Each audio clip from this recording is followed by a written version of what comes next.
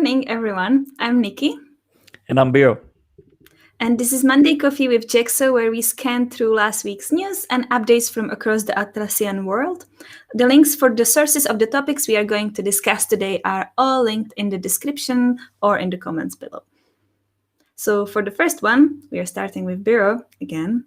And so this is the Developer Day 2021. And I've talked about this in the past, in one of the past episodes. So Developer Day this year is detached from Teams 21. Developer Day is going to happen on 25th this month. So it's fast approaching. So really don't forget to grab your registration. This is more of a reminder to register, because the event is heavily focused on Forge, which is the future of cloud development in the Atlassian ecosystem. So you really don't want to miss on these sessions on 25th. You learn about what's coming next with Forge, as well as addressing the Forge Connect interlock. So this should be interesting. I'm also contributing to the event as part of a discussion panel about Atlassian Ventures.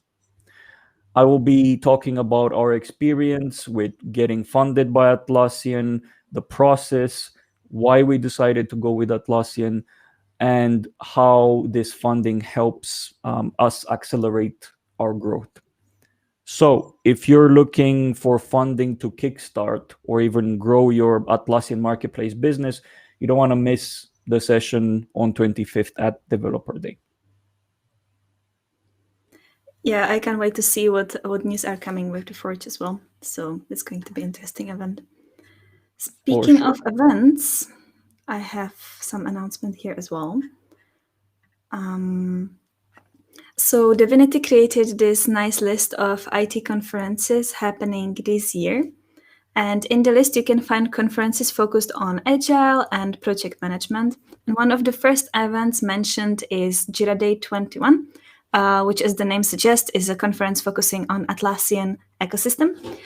This year, the sessions cover topics like PMO, QA, migrations, reporting, and others. And the conference is happening online, and it's free, so you can register today. If you're looking for conferences you would like to attend this year, then definitely check out this list. And thanks to Divinity for creating it.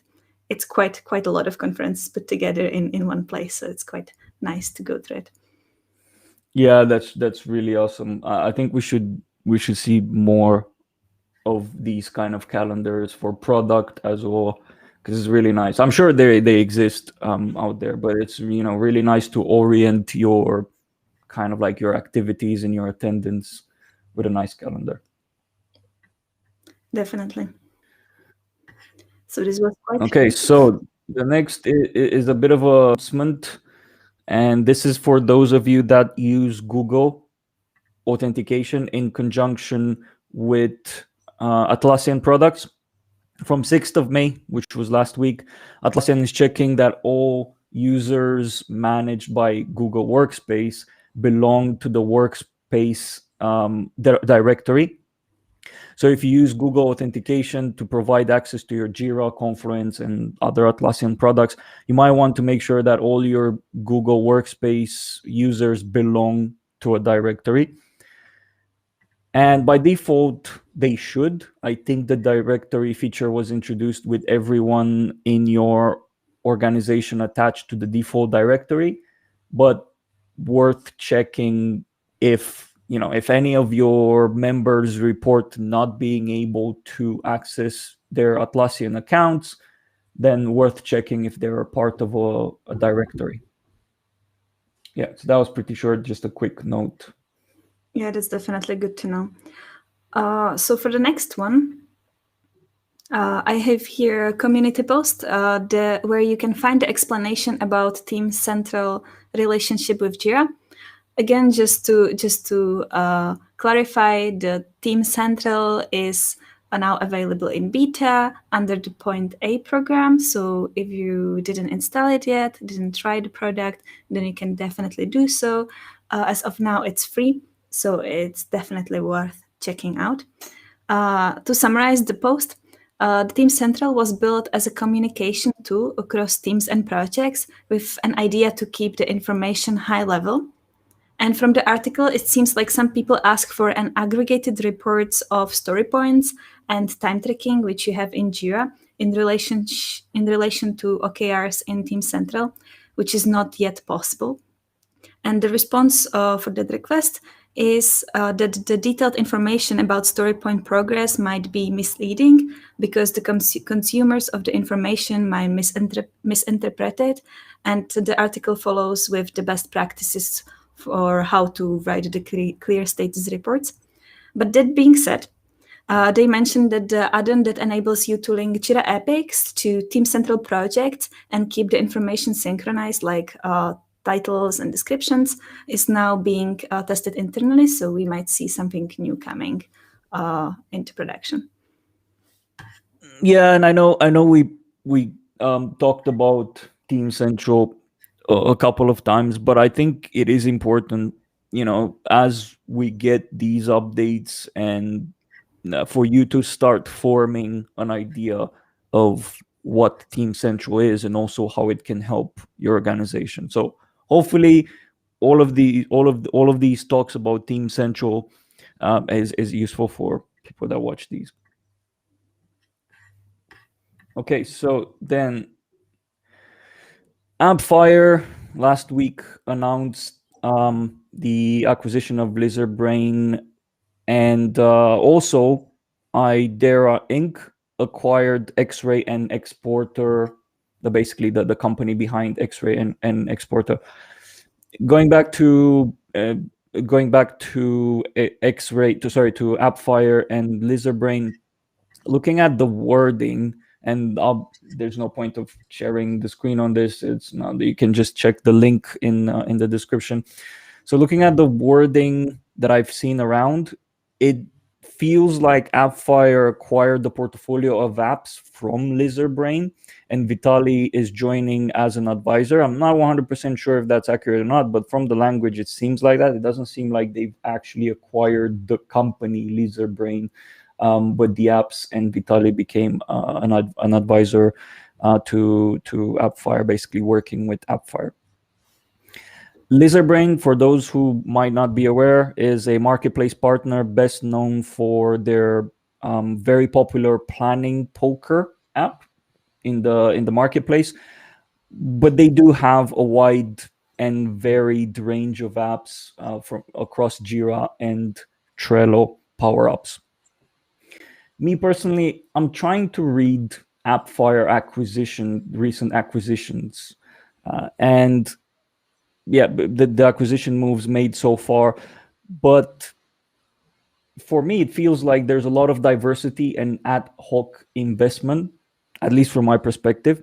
It does feel like they're adopting a more spray and pray approach, as I'm not seeing a clear strategy or mission statement with these investment, apart from becoming the biggest app provider in the ecosystem. But maybe there will be some comms in the future around Appfire's long-term strategy and the focus. And maybe there's some teams. I know there are some teams around, but those teams of their focus are spread across a lot of categories. So yeah, so it would be interesting in the future to see if they communicate anything around their strategy with the acquisitions. That's interesting. Well, with the speed which they're going, maybe we will see something sooner than later in terms of this strategy. So let's see. So the next announcement that I have over here is this user community post. For everyone who is interested in the badge hunting in the Atlassian community, this might be good to know. This month's special, which is you. Maybe this month's special badge is Meatless badge that promotes healthy, balanced work diet. I think it's quite funny. I really like the name. To get the badge, you need to participate in Meatless challenge every Monday during the month May, and the topics Topic is, as you can probably guess, meetings and how to reduce them and make more productive. So this was a very quick announcement. There is nothing more to say. So definitely check it out if you want to get a new badge. Meatless. Meatless, yeah. Okay. So That's something for you, Biro. You would need to clear your calendar. That was number one quest there. it's hard for me to get that badge. I'm just gonna leave it at that. Okay. So the Atlassian Open DevOps.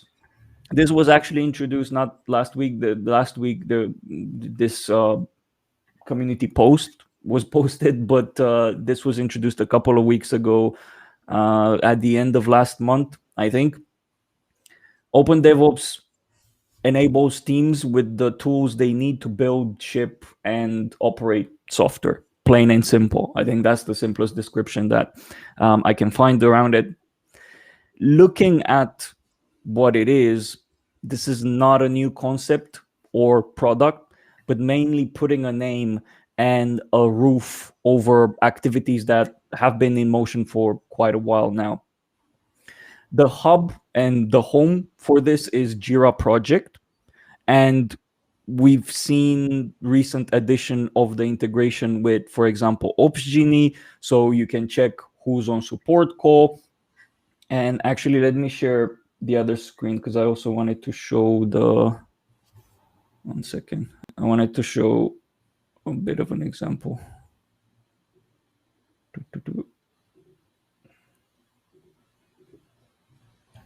I shared the announcement, but the announcement is just plain old text.